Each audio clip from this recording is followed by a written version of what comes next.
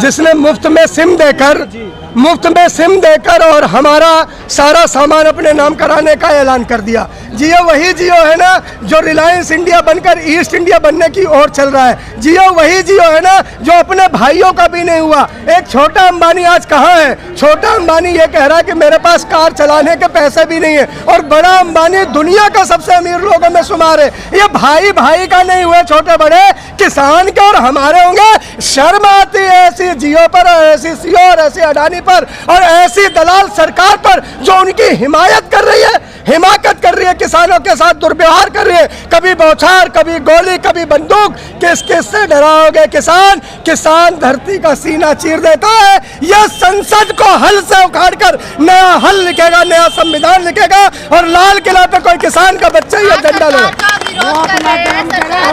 दो बार चुना है, कौन भाई किसान ने बहुमत दिया। मोदी जी ने नारा दिया था मजबूत। भगवान श्री कृष्ण ने एक बात कही थी, भगवान जी बहन जी, कि 100 गलतियां तो वो भी माफ करते हैं।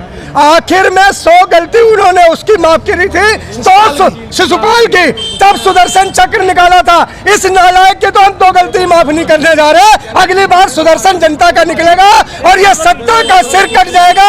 इसमें कहीं कोई अतिशोक्ति नहीं है कि चीजें इस देश में एक रियल हीरो और एक रियल हीरो। रियल हीरो वो है जैसे श्रीदेवी को तिरंगे झंडे में भेजा जाना। श्रीदेवी ने कौन सा वहां पर दुबई के होटल में जो नशे की हालत में मरी थी, कौन सा वतन के काम आई थी जिसे तिरंगा दिया गया? सुशांत जो एक खुद नशेड़ी साबित हुआ, उसने वतन के लिए कौन सा ऐसी स्टैंड गन अपनी छाती पर रखी थी जिसके लिए मोदी भी रोए, मोदी के दल्ले भी रोए, मोदी के चेले भी रोए, मोदी की ये गोदी मीडिया भी रोई। आज रियल हीरो किसान सड़क पर है। मोदी की आंखों में आंसू नहीं है, मोदी के मंत्रिमंडल के आंसू। मुझे तो शर्म आती राजनाथ साहब पर। इतने बड़े कद का नेता जो धोती पहनता है, कुर्ता पहनता है, आज उसने धोती की इज्जत को भी शर्मसार कर दिया। राजनाथ के मुंह पर टेप क्यों है भैया? राजनाथ तो यूपी के, क्यों नहीं वो किसान के हक में बोल रहे? राजनाथ तो कह रहे हैं कि 1-2 साल देख लीजिए कानून को। मैं कह तो रहा हूँ, शर्मा भी कह रहे हैं कि 1 साल कानून को देखिए। देखिए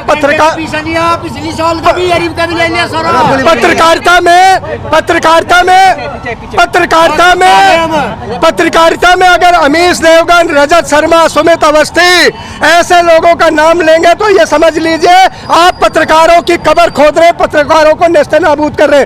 ऐसे लोगों का नाम लेकर मुझे गंगा जल अपने मुंह में डालना पड़ता है कि ये पत्रकार नहीं है, दलाल है। और आज पत्रकारिता के नाम पर रवीश, आज पत्रकारिता के नाम पर संदीप चौधरी और आप जैसे ये भाई और ये बहनें जो बरसात में भीगते हुए भी आए हो ताकि किसान के दर्द को जन जन तक पहुंचा पाओ। ये लोग जो एसी में बैठकर पीसी सुनते हैं, ये पत्रकार नहीं है। इन बरसती हुई बादलों से टकराओ, खबर बनाओ, तब लगता है पत्रकारिता, तब लगता है पत्रकारिता। जिन माइनर अटैक हुआ गांगुली साहब को वर्कआउट करते हुए, एक बड़े आलीशान 5 स्टार जिम में वो जिम कर रहे थे और वहां माइनर अटैक हो गया। वहां पर तुरंत अमित शाह का ट्वीट पहुंच गया, तुरंत मोदी जी का ट्वीट पहुंच गया, तुरंत सब लोगों का ट्वीट पहुंच गया। हर 16 घंटे में एक किसान बलिदान हो रहा है। हर 16 घंटे में एक किसान अपने घर परिवार, चूल्हे चौकी, बच्चों से मुंह मोड़कर इस दुनिया से विदा हो रहा है। हर 16 घंटे में एक किसान अपनी चादर को अपनी कफन बना रहा है। हर 16 घंटे में एक किसान इस देश के नाम, ताकि हमारी थाली बची रहे, हमारी थाली सजी रहे, अपनी जान की कुर्बानी दे रहा है। न मोदी रो रहा है, न शाह रो रहे, न राजनाथ रो रहे, न मंत्रिमंडल के तमाम चमचे रो रहे। ये कब रोएंगे?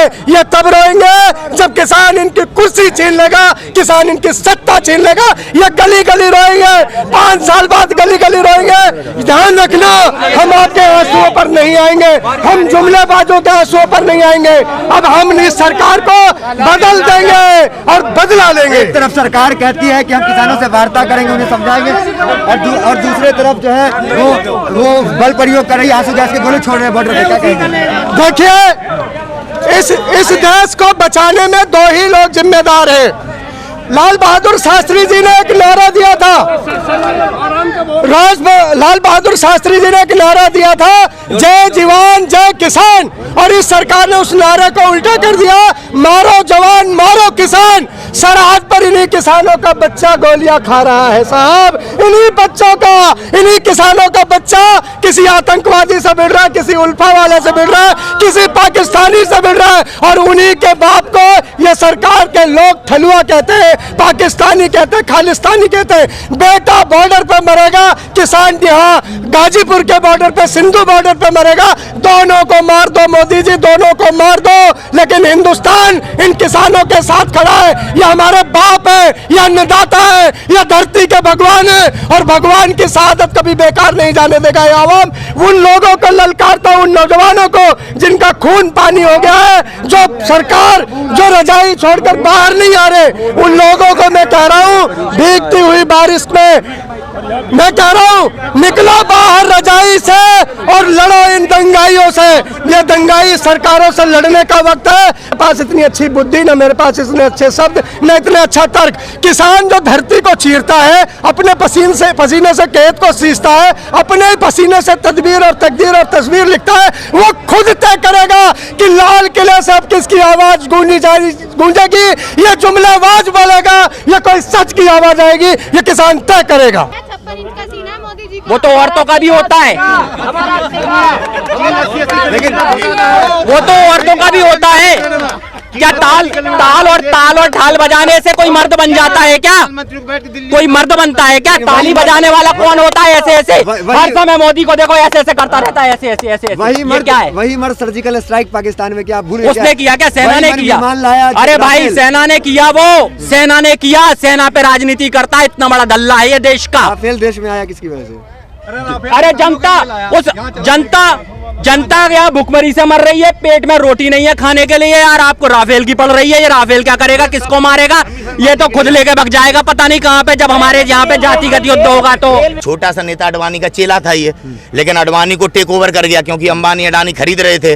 राजनाथ पहली बार वहां बिका था, और आज उसी की कीमत। अडवाणी की भी तारीफ कर रहे हैं, सुनिए मेरी बात। जब एनआरसी आंदोलन चल रहा था तो वो आपको पसंद था कि नहीं?